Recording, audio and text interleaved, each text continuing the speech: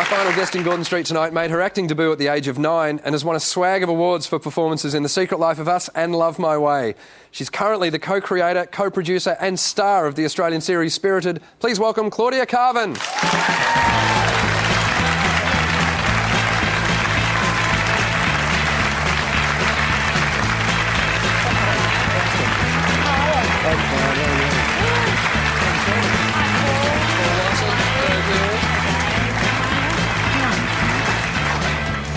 This is my fashion contribution. Oh, brilliant! But it's a girl's size 12. It's present. Okay. Thank you. That's from Spirited as well. That's the crew T-shirt, yeah, from Spirited. Spirited, if you haven't seen it, it's a great Australian series, and Claudia plays someone whose apartment is haunted by the ghost of an 80s rock star. Henry Mallett, yeah. Henry Mallett. That's him. Who is this? And it's played by Matt King, who's a comedian.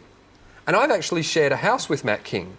So this is kind of freaky to now see him on a T-shirt that my wife may wear. On that, Matt King told me that Hilsey at home can go right off. No, I don't mean like that. I mean he can get angry.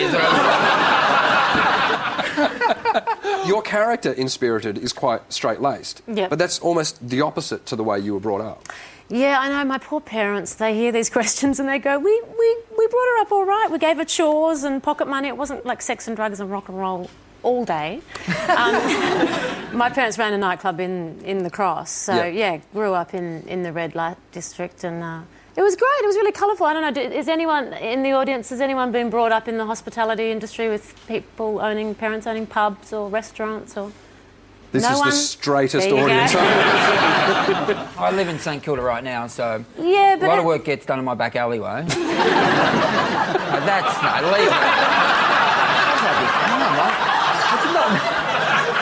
Please move on. But it's like being a part of an extension of your immediate family. We used to hang out there with the maitre d's and used to set the tables with the white, tablecloths and devein the prawns in the kitchen, and there were a lot of prawn cutlets in the 1980s. Oh, weren't they? They were big, yeah. You can't really find a good prawn cutlet these days, can you? No, you can't. Do you save prawns as well? Yeah. Sorry. That's why you can't find a good prawn cutlet. So how old were you when you started acting? About 10. Right. Yeah. And how old were you when you made High Tide?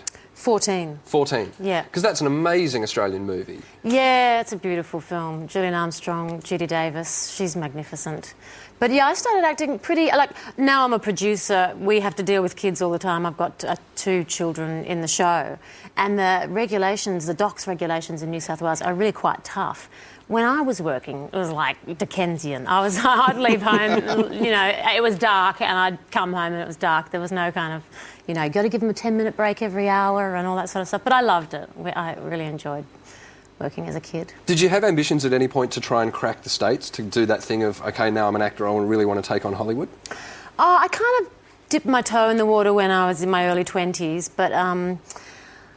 I really like the career I've got here. I really enjoy being here, and there's kind of not a lot of reason to leave, and I'm just too lazy, really. Too lazy to pursue it. It all looked a bit too hard. Yeah, it's hard to believe that you're lazy when you're the co-creator, co-producer and star of a show.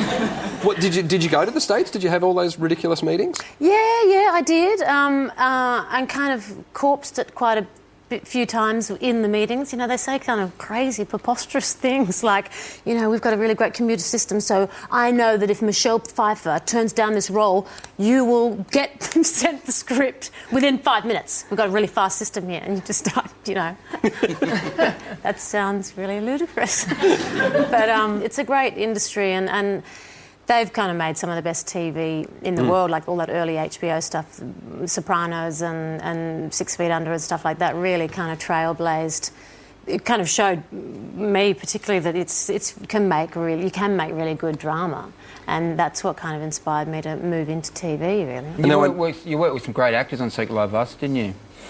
Yeah, like... I was on one You look scene. familiar. I played myself, yes, but they lit me from behind, so I looked like a jack-o'-lantern, basically. You also had a crack at the States, didn't you? Mate, I've done a little bit over. They find it hard to understand me. I did a gig in New York, and I thought they were laughing at me my whole 5 minutes on stage, and I got off stage, and the person I was with said they couldn't understand a word you said. I had a woman come up to me and say, "How do you speak like that?" I said, "It's a gift." And look, while we're talking, Hollywood moments, I only found this out earlier on tonight. Paul Watson is actually good friends with Charlie Sheen. Yeah. Look at that. What have you guys done together? Well, actually, Martin Sheen's been a good friend for 20 years, so Emilio and Charlie have all just been close friends. Right. So you organised a Sea Shepherd to go and try to save him at the moment? Martin's put a lot of energy into that. Yes. Does it make you work differently as an actor when you suddenly you've become a producer and a director, so you've seen what goes on from the other side? Yeah, I mean, I've always really loved and admired actors too, and when you're acting in a scene with them and now you're produced what they're doing, you just love them even more, and you just go, wow, you've just conveyed in a look everything the writers have been talking about in the room for the last 3 weeks. I just love you. I want to eat your face off. You just love I love every member of the cast. They're just breathing oxygen into all of the writers' ideas, and it's just joyful to watch. So I think I love actors even more. As a director, have you ever said to an actor, "I love what you just did, I want to eat your face off"? Yeah, and we just get prosthetics and put another face on later.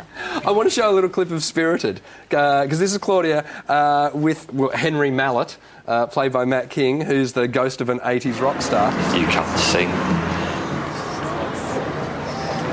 Here to the best we aspire, be it work with hand or brain.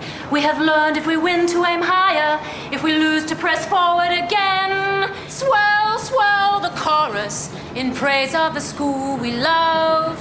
Swell, swell the chorus in praise of the school we love. Wow.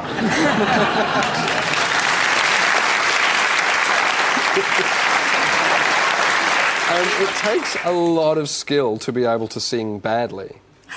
You know, that just reminded me of when I was driving through the bush once. I pulled in at a petrol station, and this guy came out and went, "You're that girl from TV." I was like, yeah. I'd done the Heartbreak Kid or something. He's like, "Oh, wow, it must be great, like being famous, like Elvis." I'm like, yeah, yeah. He's like, "Oh, I could never do what you guys do. Get up there and make a fool of myself." He's so right. Because you just said, well, that started playing that you can't sing. Was that you actually singing your best? Huh? Well, as it started That's playing... my school song, Was it really your school song? Yeah. Sorry. And were you toning down the singing? Were you purposely singing a bit badly then? No, or did I was you really think trying quite hard. I I thought they were going to underscore me. I actually thought that was very good. Did you? Can you? You give us haven't a heard dance Can't for- Sing, I can tell What you. about you? Can you knock out a little? No, I song can't for us? because I really can't sing to the point that I don't look believe like you. every time I sing it's like someone has hit me with a stun gun. Was there even a Warrnambool school song? There might have been. We couldn't remember. We were too drunk. Just a whole bunch of people out the front of the school going, "Am I ever gonna see your face again?" And we just, the other bit, you know what I'm talking about. Well, listen, good luck with Series 2, which is coming out this year. Yes. And good luck with working with Matt King on a daily basis. Thank you. Would you please thank Claudia Karvan?